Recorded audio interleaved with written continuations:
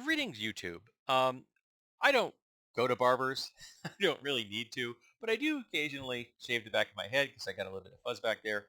Um, and it got me thinking that the prestidigitation spell could do that.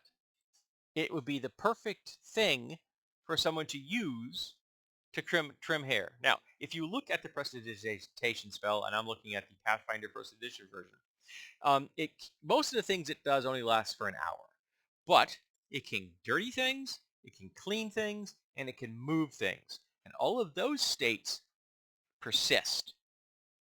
So if you clean something, all the dirt's all gone from that area. It will then become dirty over time in the natural process. But at that moment of casting, it's clean.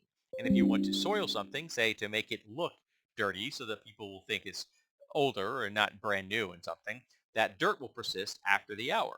And if you want to move something, say you pick up something and you move it with the spell, which is very slow, but it will still work, and it goes down, it stays in the new location. Okay? Um, it doesn't snap back after an hour, though that could be entertaining in and of itself. So I think if you look at those three interpretations, I think AI as a GM would say, yeah, you can cut hair, not a problem. You can curl hair, not a problem. You're moving something.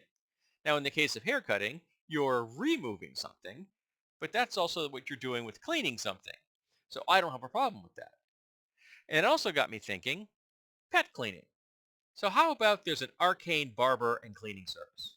Just like your local guy in the corner.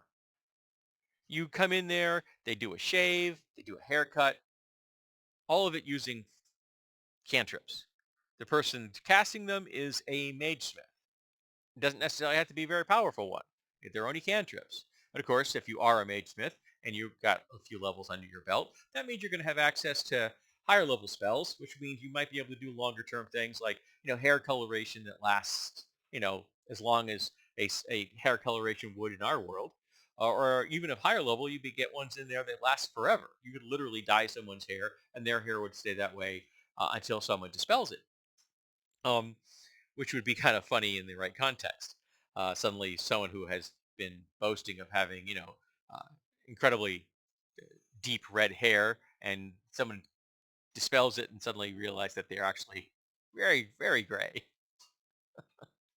Um, Cleaning pets. Somebody brings their animal in there. You do a clean, cast the spell again. You do a trim, and they're out the door. Somebody who rushes in there and says, "I gotta get I've got an appointment in 10 minutes," and a carriage just covered me in with mud. Boom, you're clean. Thank you. Have a nice day. That kind of thing would be absolutely perfect for your average high magic setting because I like magic that reflects the real world. And it also means that you wouldn't have to wait for your clothes to be cleaned. You wouldn't be dropping off your, you know, dry cleaning. You just walk in and they'd point at it, clean it, and then they'd pay you for it. Now, admittedly, casting a cantrip is probably not going to cost you, a lot. I don't know what the rules are for casting cantrips in Pathfinder First Edition. I don't remember. I don't remember how much that is. But it wouldn't be much, but that's okay. But if the person also had, say, some ranks in sculpting, so now they know how to really do an interesting job of hair trimming.